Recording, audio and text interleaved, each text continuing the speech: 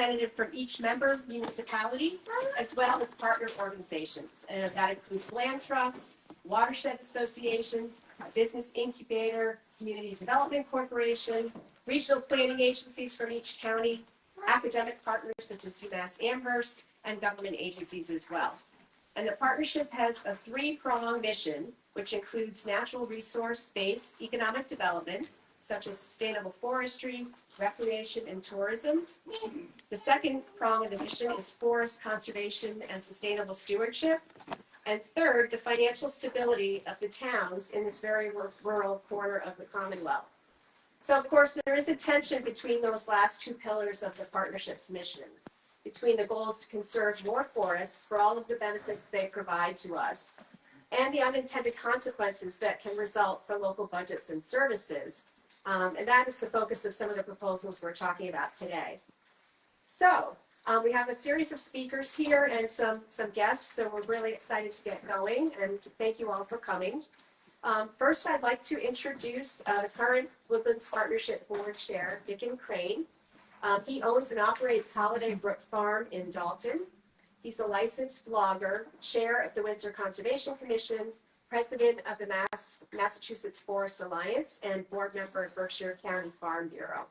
And he's also our Windsor rep for the partnership. So Dickon, if you want to come up, share a few words. Woohoo!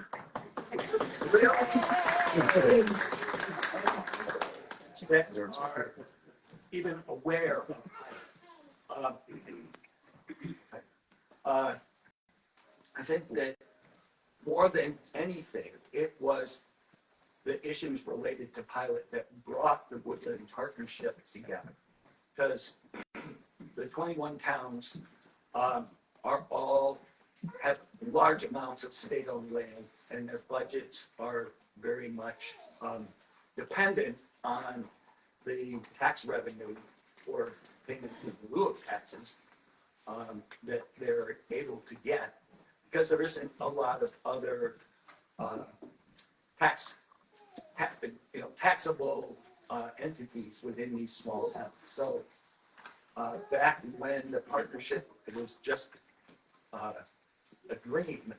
The people, a lot of people in this room were coming to meetings, and pilot always came up as one of the most important issues to be resolved. And here we are, at least 10 years later, and something seems to finally be happening. And one of the points that was always made in these meetings was that this state-owned land in this part of the state is providing a lot of ecosystem services and other benefits to everyone in the state. And yet we are getting a fraction of the payments that this land is producing and benefits to the rest of the state. And that's what's being addressed. And it's just really exciting that after all these years, something has actually happened. So, and it's a good sign to see this many people here. So thanks for coming. And I hope you get a good sense of, where this is going from other speakers.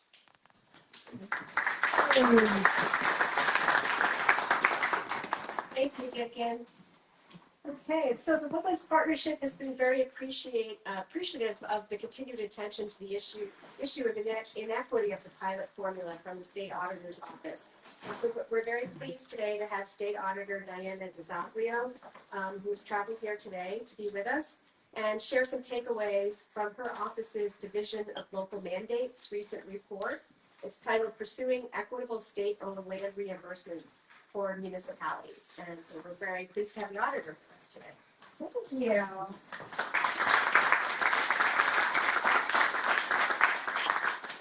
All right, good morning, everyone. Good afternoon. I said good afternoon, everyone. There we go. Just want to make sure we're all together here in Windsor. Thanks so much for coming out on this very, for me, surprisingly snowy day.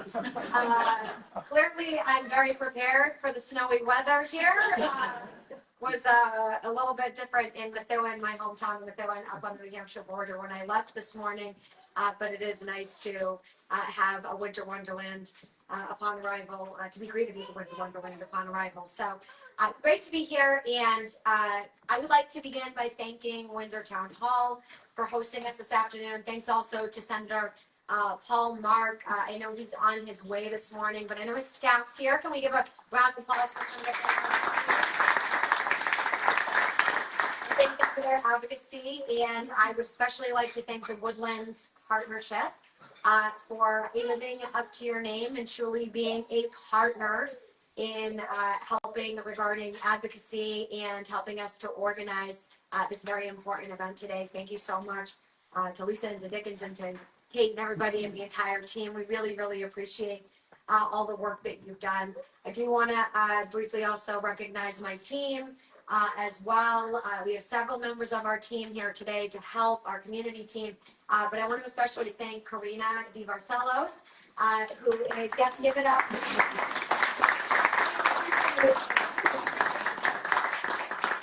Karina was the lead on this report. She is the one who made sure to build upon our office's past work. Some of you may remember Ben Tafoya, who was our director of the Division of Local Mandates for some years before I came on. He actually ended up retiring. He's still been mentoring our team, however. And Karina's done a great job of picking up where Ben left off with the rural rescue plan and our previous pilot report. Many of you have read those reports. Karina picked right up where he left off and led the team to be able to produce this report that we have here today for you. So very grateful to Karina and her entire team for doing that great work. Payment in lieu of taxes. Payment in lieu of taxes, often referred to for short as pilot, is the mechanism for which municipalities are reimbursed by the state for certain state-owned land located within their communities. And from a public policy perspective, this may not be the highest profile issue. However, given that our cities and towns rely on property taxes to fund much of our local services, and given that land is taken off the tax rolls when it is state-owned, the issue of how towns and cities are reimbursed has a direct impact on how services are delivered for local residents. And as many of you are already aware, not all state-owned land is reimbursed at the same rate. One of the big reasons why we're here today in this wonderful community.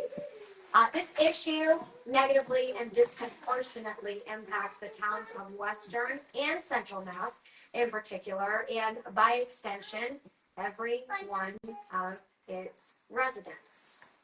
With far more limited tax bases and significant acreage owned and controlled by the state, the current limits have a ripple effect.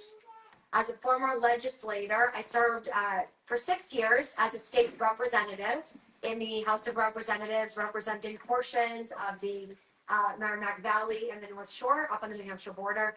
And then I served as 4 years as a state senator, representing similar areas up on the New Hampshire border. I had the humble experience of working alongside of your local legislators in Western Mass in particular. And I already mentioned Senator Mark, but also former Representative Smitty Pignatelli, who really did some great work in highlighting these issues alongside of your other reps and senators who really have been tremendous advocates for these issues for some years. But as you know, they come from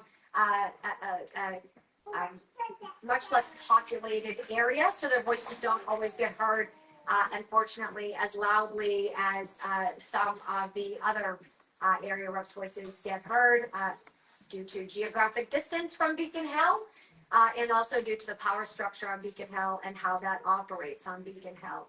So here today, I am coming to stand in support of the work of your local legislative delegation with respect to advocating for increased funds, policy changes, and also alongside a lot of your local officials who I had the opportunity to speak with prior to this event here today, to make sure that we are raising our collective voices regarding the need for pilot reform. And this pilot reform plan today is just one of the things that we should be doing to make sure that you're getting your fair share here in Western Mass. I come at this not just as your state auditor, but as someone who understands what it means to be from a community in a region that often gets overlooked. Like I said, my area that I grew up in and still live in, we're up in the New Hampshire border. So we're a border community, have not the same challenges as folks out here have, but we do often feel dismissed, ignored, disenfranchised, and like our concerns are not really heard by those with larger populations, larger communities. We have gateway cities in our area, but we also have more suburban populations and just much different challenges than you'll see in different areas of the state. So I do come here today with that perspective of, also being from an area that can feel isolated and disenfranchised from some of the state decisions that are being made with some of those more largely populated areas. For too long, state government's resources and attention have not matched the value of what is going on in some of these state forests, these parks, and these recreational state-owned land opportunities.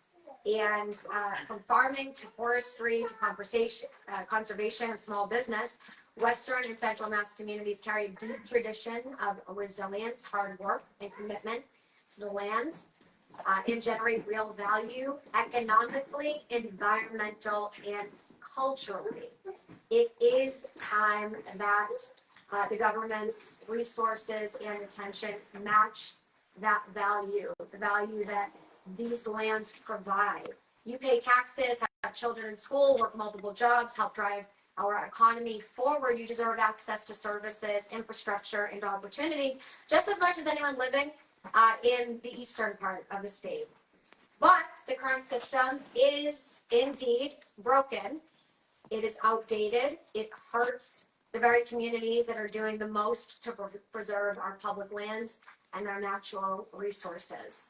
The current system discourages land conservation. We're supposed to be promoting land conservation. It discourages it.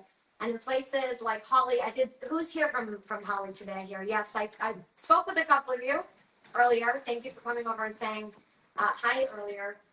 In Holly, we're over 40% of land is state owned, correct? Yes? Over 50. Yep, over 50. And local leaders such as yourselves have raised to our office concerns about losing tax revenue and struggling to maintain even basic infrastructure on land that you're asked to protect by the state.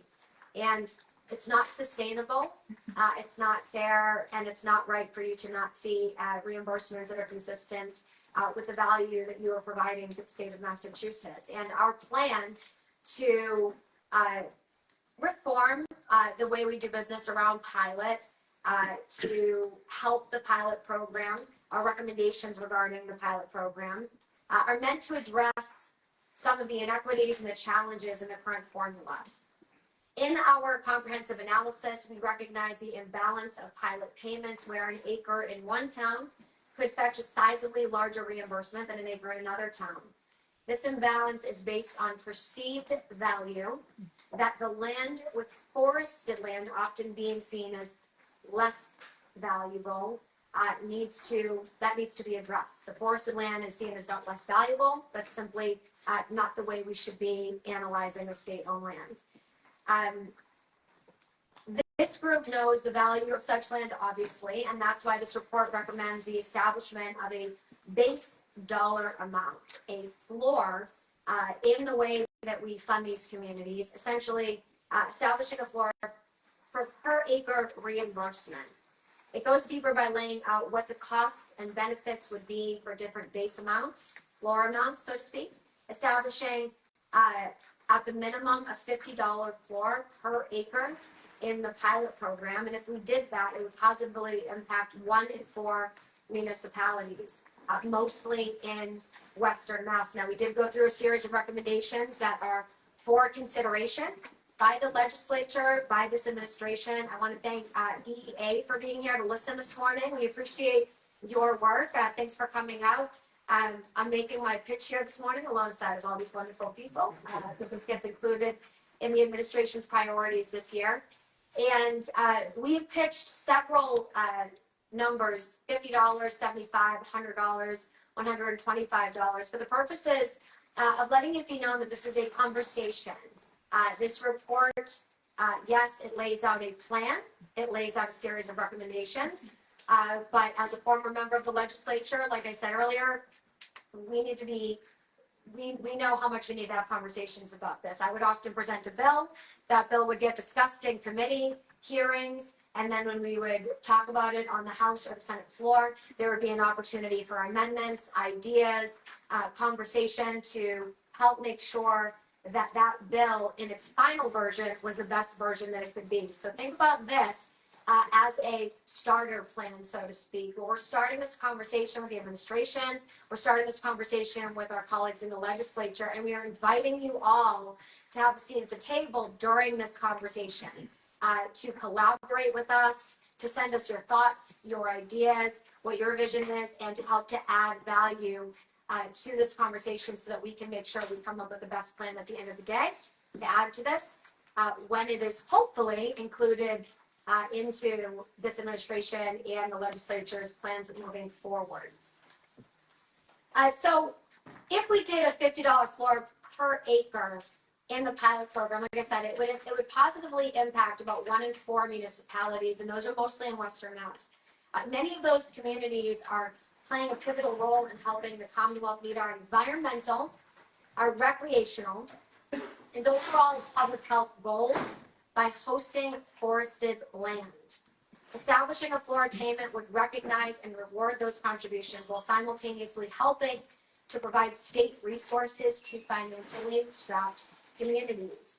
And we recommend updating the formula to ensure increased pilot funding by at least the average percentage change in state-owned land values to protect municipalities experiencing lower land value growth from losing funding to municipalities with higher land value growth.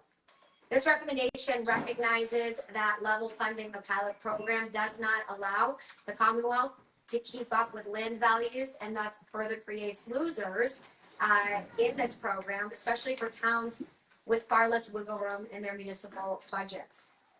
And finally, we're recommending the adoption of a hold harmless provision that will prevent decreases in pilot reimbursements to individual cities and towns in the event that funding for the program is not adjusted to reflect increases in state-owned land values. That, essentially is going to help us to make sure as well that some of the folks, in Eastern Mass who might be getting the pilot reimbursements to a level that they consider to be, good for their area, that there are hold harmless provisions here. And also, if your land value goes down for some reason, or market value goes down, or something goes down regarding that formula, that you're not going to have to worry about the funding going down. You'll be able to better plan your municipal budgets with that hold harmless provision in there.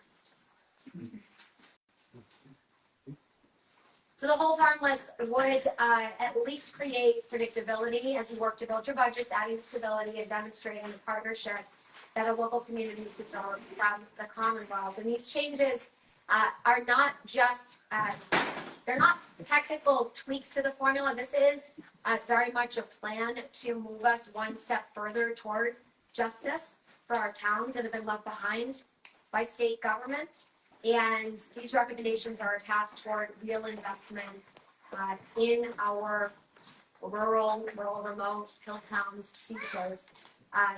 They're about giving our kids, no matter where they live, the same shot at a bright future, and making sure that you're getting your fair share here in Mass and also in Central Mass as well. And I do want to take a moment to get into some of the more detailed data points. For those of you, I know there's some people taking notes here, but just give me one moment to take a sip of my water, if that's okay with everybody.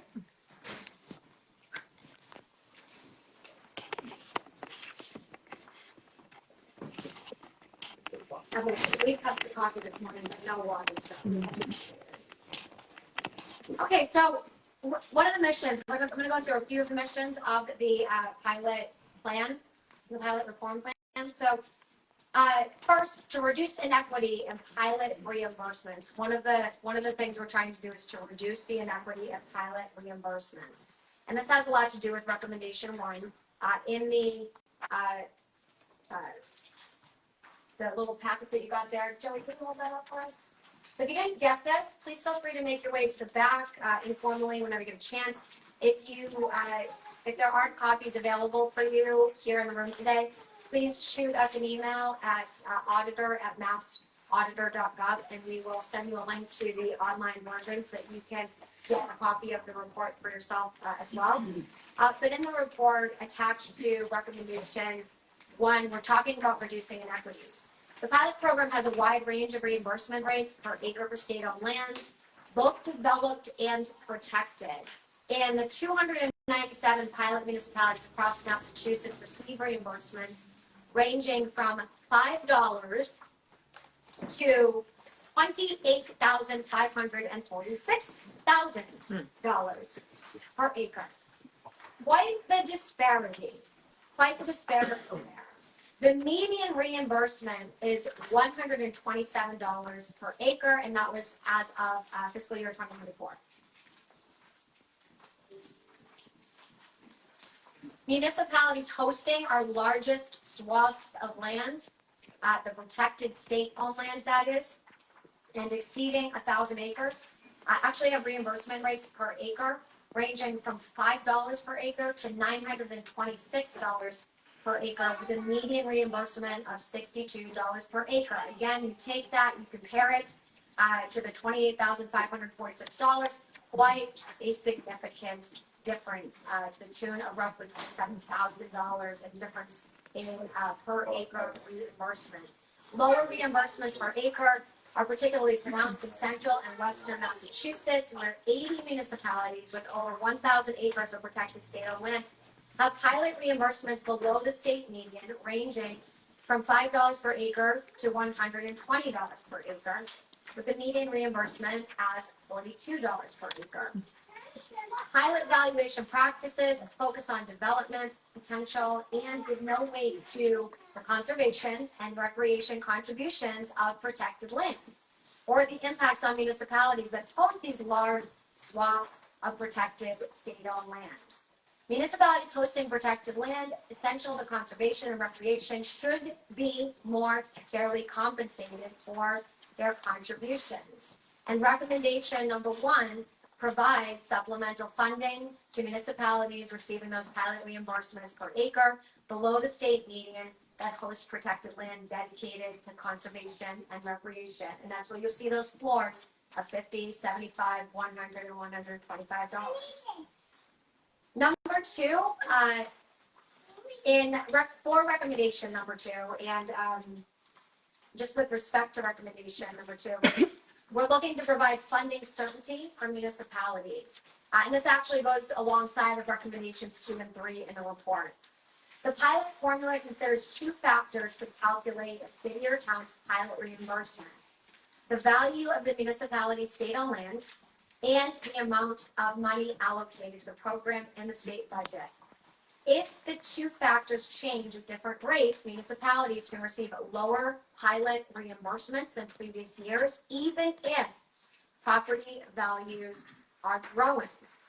And we know out here that that's not always the case, right? We heard from a lot of local elected officials, and just local officials in general, and residents who have been telling us about how that rate is not really going up. Those values are not necessarily going up, but even when they do, this is occurring. So recommendations 2 and 3 advocate for funding levels and safeguards to provide some certainty, anticipated pilot reimbursements for municipal budgetary planning in response to the concerns of municipal leaders.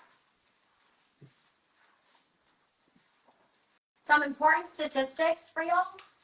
297 cities and towns currently receive pilot reimbursements for FY 2024. These are the numbers for FY 2024.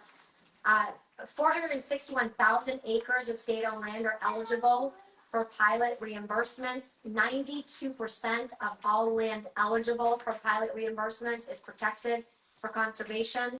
and recreation purposes. 75% of all protected state-owned land in the program is in central and western Massachusetts. 75% of all protected state-owned land in the program is in central and western Mass. Funding for the program significantly increased from FY 2020, where it was $30 million, to FY 2025, where it was $53 million. And I do need to give a shout out to every single person in this room and beyond who did get loud about the need to increase that funding. I was part of a legislative cohort at the State House alongside of your Western Mass reps and senators, and was here in Western Mass for another event that Senator Mark actually held, where many of us showed up, and we have the Committee on Ways and Means there to hear about some of the funding challenges. And kudos to them, they did make those investments alongside of our administration and make sure that we did raise the dollar amount and the appropriation, financially speaking.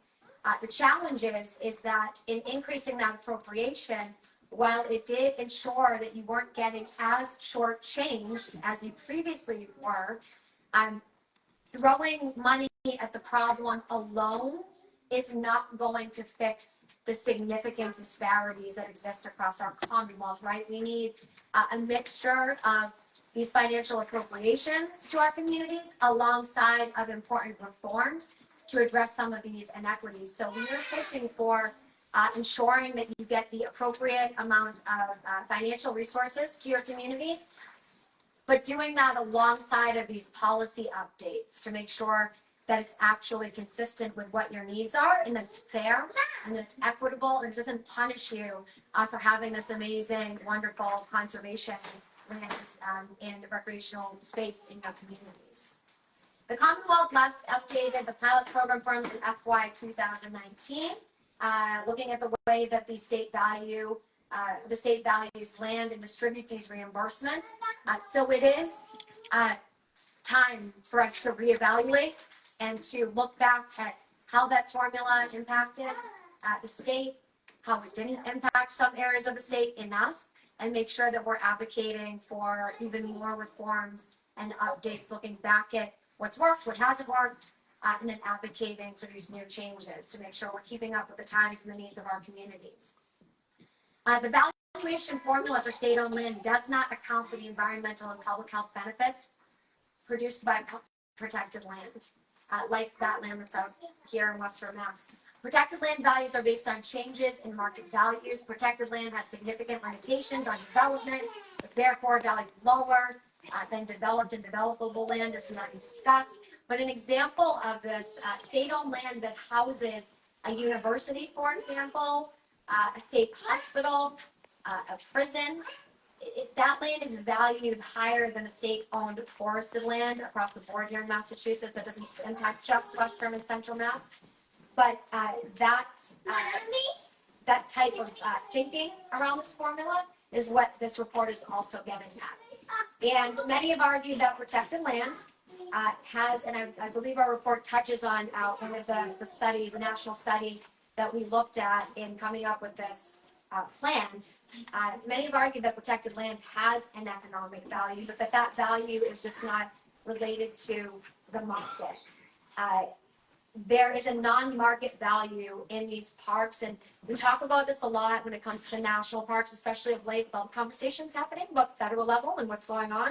With a lot of these cuts coming down for our national parks. We need to think about our local parks similarly with respect to the value that they provide to our local communities.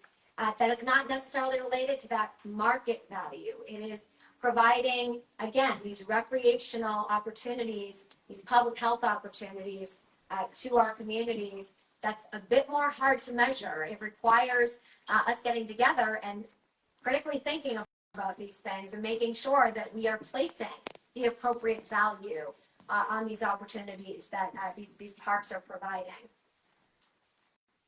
Recreational activities on protected land are linked to positive health outcomes, reduced levels of stress, anxiety, depression, and improved sleep and mood. We'll all take that, right? That should get some extra some extra attention right there. I know for those of us who have just been dealing with a lot since the pandemic, right? Where we learned a lot more about the significant impacts that some of the challenges in our communities can pose to many in our community, not just our children, not just those here in our room, our elderly population, our disabled population, making sure that we are tending to our mental health needs and addressing our mental health concerns, not just with prescription drugs, right? We did an audit, and this wasn't part of my notes today, but we did an audit of the Department of Children and Families recently. And we looked at how the Department of Children and Families needs to do some significant work to address some of the challenges with some of the children that are in its care when it comes to providing increased oversight to children receiving prescription medications, antipsychotics, for example, some of these really powerful prescriptions. And in that audit, we identified that DCF was not always providing the behavioral health services such as counseling and therapy that are supposed to be going along with any sort of prescription drug handling that is happening. And we made recommendations for how to make sure that DCF is making sure to be more attentive to our children in this manner, providing more oversight, and making sure that those counseling and therapeutic services are being provided. But what we also know is that nature, the outdoors, these recreational spaces, these parks, getting outside, getting fresh air, it has an impact. It has been scientifically proven over and over and over again to assist with mental health challenges. And again, with overall health. Getting out, taking a walk, taking a jog, getting some movement and getting some activity in. So again, we shouldn't be punishing our communities who are preserving these beautiful natural spaces and making sure that those opportunities to improve the quality of lives for folks across the board, we shouldn't be punishing those communities. We should be rewarding these communities. Increasing appropriations have resulted in larger pilot reimbursements to municipalities, but have unintentionally, as an unintended consequence to a good thing, masked these inequities in per acre reimbursements. The pilot formula reimbursement municipalities stayed on land at varying rates per acre, as we already discussed. Again, across those municipalities, ranging from $5 to $28,546 per acre. I'll give an example of what we already touched on. A variation in pilot reimbursements is also present at the county level. The average pilot per acre among Franklin County municipalities was $32 per acre, while the average pilot per acre among Suffolk County municipalities was $5,504 per acre. So quite the disparity there. Berkshire County has thousands of acres of protected state-owned land. Suffolk County has less than 200 acres of state-owned land, most of which is developed, right? So we have the difference showing up there between the developable land and the protected land. Municipalities with at least 50% protected state-owned land have a lower median pilot reimbursement, $110 per acre, than municipalities with at least 50% developable state-owned land, again at $936 per acre. Municipalities can hold similar pilot acreage and land holdings, but receive vastly different reimbursements, even after accounting for similar percentage increases in reimbursements and property value growth. And where are my Savoy people here today? Hey, everybody. Great to see you. We're saying you all are the poster children for disparities in the formula. And the example that was given in our office's prior reporting on this, is that Plymouth and Savoy each hold 10,000 plus acres of state forests. In an FY 2020, Plymouth's pilot reimbursement rate was $59 per acre, and Savoy's was $7 per acre. Between FY 2020 and FY 2024, pilot appropriation increased by 71%. Plymouth's reimbursement increased 73.4%, and Savoy's increased by 66%. Plymouth's property value increased 26.6%, and Savoy's 21.6%. However, despite significant increases from well-intentioned funding appropriations, which did need to happen, that were long overdue, stark differences in reimbursement rates still persist. In FY 2024, Plymouth's per acre pilot reimbursement was $102 per acre, 9 times higher than Savoy's per acre pilot reimbursement, which stayed at $11 per acre. And again, you know, we want to make sure that we're making it crystal clear in this report and in our conversations. You know, those hold harmless aspects where we're not trying to take funding away from other communities who are getting reimbursed at a rate that is consistent with their needs. We just want to make sure that we are bringing up the reimbursements for other communities who are not getting reimbursed equitably, consistent with what they deserve and what they need to help their communities operate at their very best. So making the formula a bit more equitable, much more equitable, I hope, is what the result of this report will be. Making sure that we're still funding those communities that have been getting their funding through the years in Eastern Mass that aren't struggling as much, but bringing y'all in Western Mass and Central Mass up to where you should be to make sure you're not, again, getting punished for the good things that you are doing with your state-owned land. 75% of municipalities hosting at least 1,000 acres of state-owned land receive pilot reimbursements below the state median of $127 per acre. 80 of the 97 of the, so 97 of the 129 municipalities have pilot reimbursements below the state median income of $127 per acre. And then 80 of those 97 are located in Western and Central Mass, with per acre reimbursements ranging from $5 to $120, with a median of only 42. Central and Western Mass municipalities have some of the lowest per acre pilot rates in the program still, even after all these years of advocating. I'll give one final example. Just town of Adams, host to Mount Greylock. Y'all, I have to tell you, I love Mount Greylock. That's where I go hiking. I love it. Bring our friends, family members. Please join us someday. I'm out there quite often, hiking around, taking in the beauty that is Western Mass.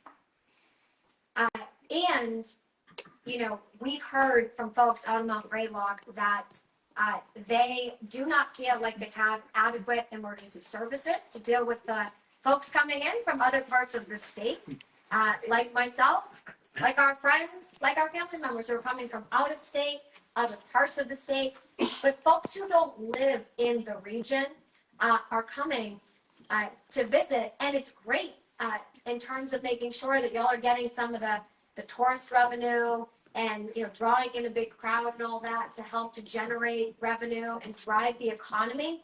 That's fantastic. And you also need to make sure that you can deal with preserving your infrastructure and making sure that you have adequate public safety for those emergency services, making sure that you can handle the influx of people that are coming in, especially when it's the busy season, when it is that hiking season. So we have heard from folks in the town of Adams and beyond who are advocating for higher pilot reimbursements to help fund those types of services. And as we know, you get more pilot reimbursements, you can take those funds, you can invest in your public safety departments, you can invest in your infrastructure, you can invest in your local needs. We know local aid is always a challenge. You know, I've been hearing for years, Chapter 70, your school's funding formula, right? Chapter 90, okay?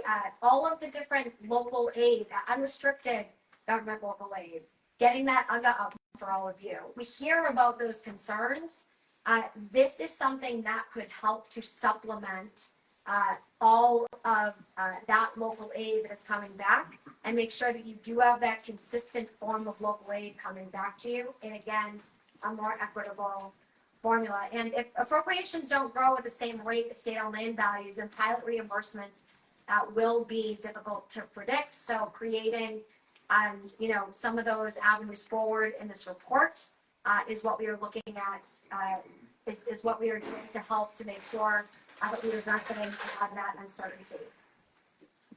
So again, to circle back and to wrap this up, I know we have some other speakers here today I'm excited to hear from. Recommendations, number one, target annual supplemental funding to municipalities with pilot reimbursements per acre below the state median to account for the conservation and recreational value of your protected land. Number two, increase pilot funding by at least the average percentage change in state-owned land values to protect municipalities experiencing lower land value growth from losing funding to municipalities with higher land value growth.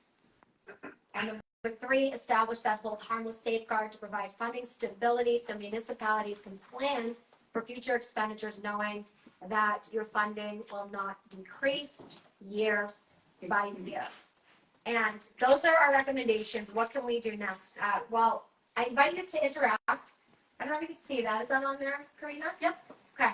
So we have an interactive online state-owned land dashboard, which was created by Karina and her amazing team in DLM. And in this online dashboard, it is very interactive. You can go on, you can click your municipality, you can click your county, you can click the area that you want to look at. And you can find all sorts of different information surrounding the reimbursements for your community, what the per acreage value is for your state-owned land. And it'll help, hopefully, some of your planning boards, your finance boards, your local boards of all kinds, and your local leaders to be able to make more informed decisions. So please use that as a resource. Online, you can find that. If going online and clicking through this type of resource is not your cup of tea, feel free just to give us a call. We're happy to chat with you about some of the local challenges to help you compile some of the information that you need for your local municipality.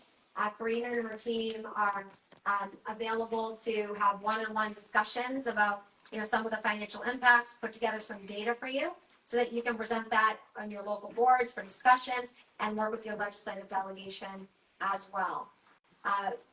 Make sure, please, to publicize the funding issues that affect your community to advocacy groups like the Woodland Partnership, but also to other conservation groups, environmental groups as well, and then to really make this known to your legislators. I know the only thing maybe you hear about our office working on that has to do with legislators might be that audit that a lot of you voted for in November, but that is not the only thing that our office does. And we really want to make sure that we're partnering with the local legislators here in Western Mass to highlight this. But in order to do that, we need to make sure that they're taking a look at this report, that they're advocating alongside of Senator Mark and others in the legislature, especially during budget season, which is coming up in April.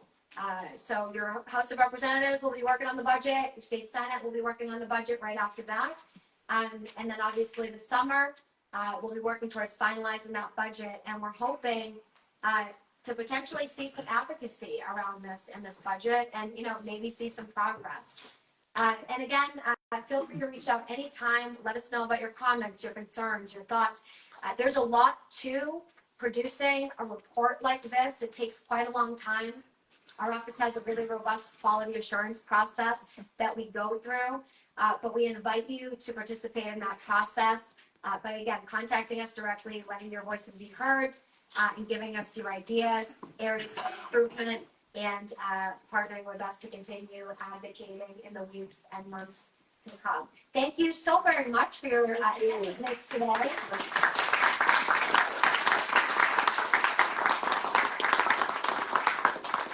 And for caring so much about protecting your local communities. It really is very inspiring to see such an amazing, very large group of people come out today when you have a lot of other things you can do. And so I want to just thank you for your partnership and your passion around this issue. We're committed to continuing to work alongside of you. Thanks so much.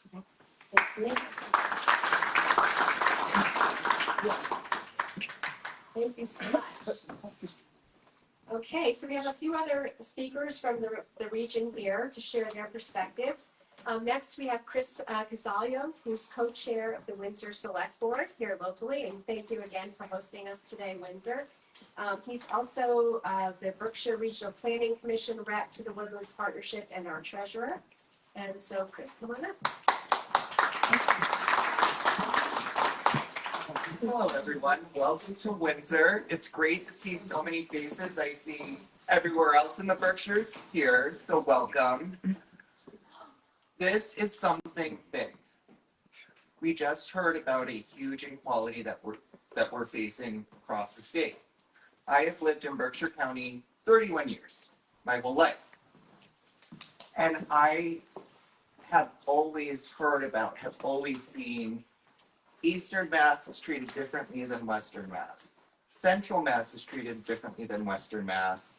We are in a different place. And a place where you can see that clearly is the amount of money we get versus the amount of money people get in Boston or in Eastern Mass. It's clear. So thank you so much to the State Auditor's Office for finding this out, compiling all this information. Now it's time for us. What can a significant change to our funding in pilot state-owned lands do for towns like us? In a small town like Windsor, we have a large aging in place population. Is that changing? Yes. But do we still have that? Yes. That means that a lot of our residents aren't necessarily going out to work every day and getting a paycheck. They're on more of a fixed income. Another thing, the town of Windsor is part of a 7-town school district. So while we have a large staying age population, we also have a town fiscal commitment to pay a portion of this 7-town school district. Our commitment in fiscal year 24 was 40% of our town's total budget. That is insane. Not in the sense that we don't want to support our schools, but in the sense that it's such a chunk of our funding. If we got more money from state-owned pilot lands, we would have a lot more money in these systems to do better things for our town, to support our budget in other places, to be updating equipment that needs to be updated. Inflation's happened significantly since COVID.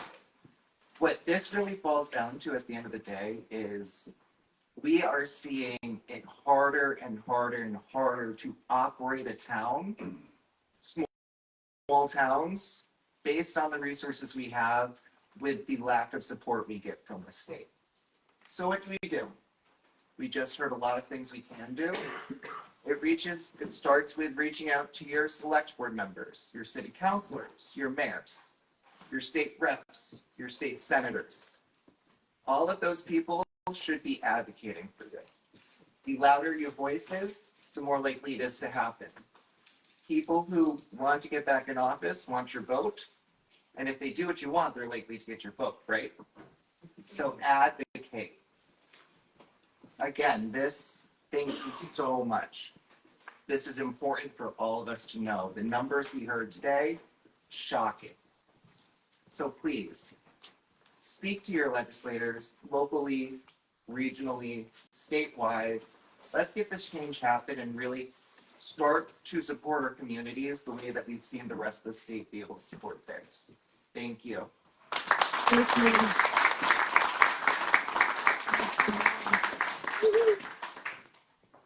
Okay, thank you, Chris. And then next we have Sam. Sam Hupp is from Peru. He's a select board member there and a planning board member.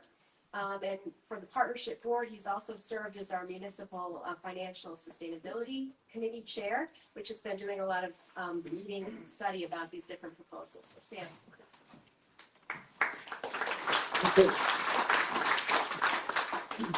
Thank you. I wanted to give Lisa and Kate Conlon, our administrative staff at the Woodlands Partnership, a shout out for their support and advocacy of the 20 towns that are in the partnership. Should be 21.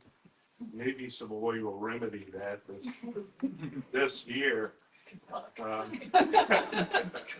Should be a hard conversation. Only lost by one vote last time.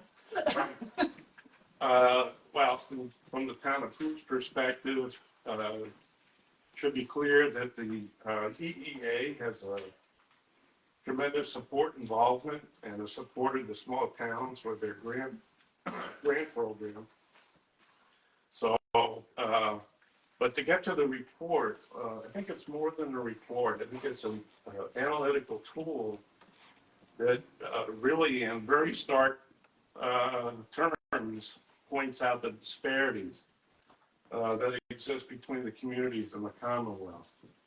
And even at a $50 floor, and the town of Peru, I don't feel so bad now, $14 per acre, as compared to $5 or $9, but that's a ridiculous number for how we support the quality of life for everyone in the Commonwealth, for how we support all of the outdoor recreational marketing that the Commonwealth does to bring tourists to Massachusetts. It's a shame. And obviously, to a great extent here, we're preaching to the choir. So what is our message? Our message has to be to our friends in the other areas of the Commonwealth that, you know, these lands have value to you, not just to those who live here. And in Peru, we're all struggling with our budgets right now. When the Commonwealth comes up with some new onerous regulatory scheme, like they have with foreclosures and trying to collect back taxes, we have part-time administrative employees who struggle with trying to meet the obligations of those regulatory structures. We don't have planning staff. We don't have full-time staff.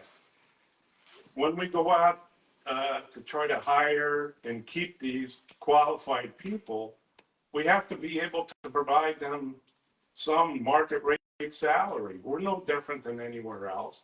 We have to provide benefits. We're all facing a 16% health insurance bump this year. Anybody who's in the state retirement system. When we go to buy a rescue vehicle or a plow truck, we don't get a discount because we're a small town. We pay what everybody else pays. So this is one program. I have to say I'm very appreciative of the administration for really looking at Chapter 90 and bumping the Chapter 90 funding to our communities. But this to me is the next step, the most logical step. And not only in the report is there a wealth of data, and I encourage you to look at the on the website, the tools that are on the website that are awesome. But at a $50 floor even, you know, it's a substantial bump for our communities. And the report provides us with different solutions that I hope between the auditor's office and our local legislators, they can come together, reconcile their ideas, and get something moving.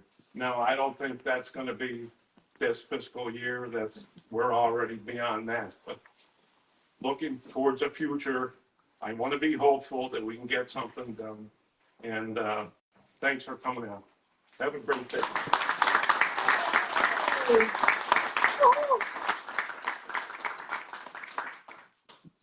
Thank you so much, Sam. And then next, we have Kate Conlon, who works with me as coordinator of the Women's Partnership. She also lives in the town of Buckland and has been supporting the Meeting Finance Committee and tracking all these different proposals. Yeah.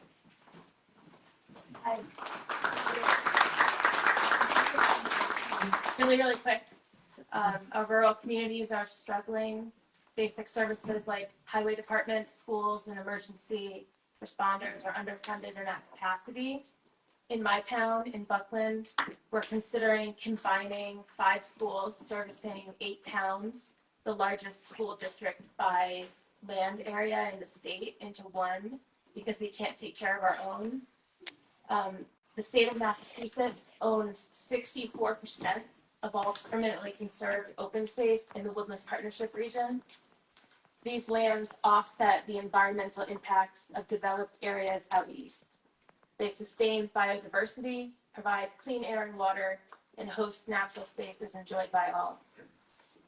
However, when it comes to giving these lands a monetary value, which informs the resulting payment to the communities hosting them, none of these benefits are taken into account. As the state plans to increase conservation efforts, it's imperative this inequity is rectified. In towns like Hawley, Peru, and Windsor, state-owned land is 30 to over 50% of the total land area. Monroe is $5. You all should know that by now. Savoy is 10, 9, 7. We know these figures by So the Woodlands Partnership, led by representatives from its 20 towns, will continue to advocate for pilot reform and invites you all to join us in doing so.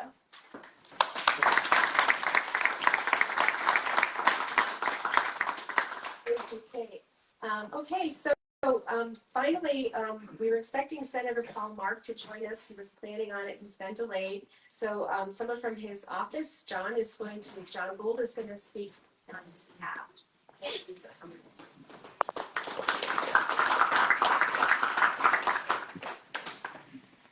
So yeah, Senator Mark was planning to be here, but he had something that just came up at the last minute. So I apologize on his behalf. This is a very important issue to him, and he wanted me to pass along that our office is very supportive of reforms of the pilot program. And you know, I started working for Senator Hines back in 2017, and the issue came up right away when I was working. I used to go to these small town summits in Charlemont, and you know, that was one of the first issues that Senator Hines was working on, and I got familiar with. So I know it's how important it is to our towns across the region. Senator Mark has been committed to it for longer than that. He's been in the legislature for more than 10 years, and it's been an important issue to him all of these years. I'd like to thank the auditor for coming today. It's terrific to have your full support and all of the work that you and your team have put into this effort. And just want to emphasize how this is going to get to the finish line. Just us all working together, having your input on this. That you've already put into it, and in the coming weeks and months to get this to the finish line. Senator Mark is, he was had his event, the Beacon Hill to the Berkshires event, which some of you were at on Saturday, and this was one of the issues that came up. And Senator Mark had 3 of his colleagues from the Senate, Senator Collins, Senator Ayano, and Senator Roush were there. And so he was, they were becoming more familiar with the issue of how this impacts our towns. He had invited, he had 6 other senators in Hancock earlier this winter.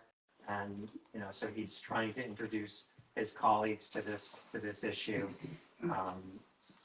Auditor DiZoglio's predecessor, Auditor Bump, was very supportive of this. So really appreciate all of the work that's gone into this so far. The Woodlands Partnership it's great to have all of these groups working together, and then of course all of you working on this issue. I have some cards here. Love to hear from anyone. I can give these out at the end of this event, and so we'd love to hear how it's impacting your towns. The senator is very aware of the strain that all of your towns are under with in order to keep them going, and your select board member from Windsor really hit on how difficult it is for our towns. Senator Mark is also fighting for increases in rural school aid and Chapter 70 funding and Chapter 90 funding that is focused on mileage in the formula Senator Mark did say in his text to me just a few minutes ago that, the state budget, it's going to be a very tough budget year. But Senator Mark is pushing for more money for the general pot of money that is used to pay pilot. And he's also in favor of reforming the formula. Let me see if there's any other things I want to say.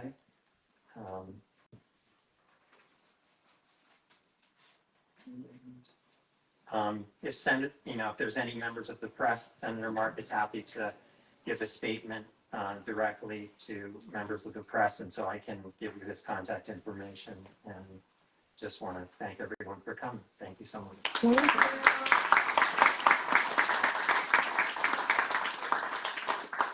Okay, so that wraps it up for our formal speakers. I think we have some members of the media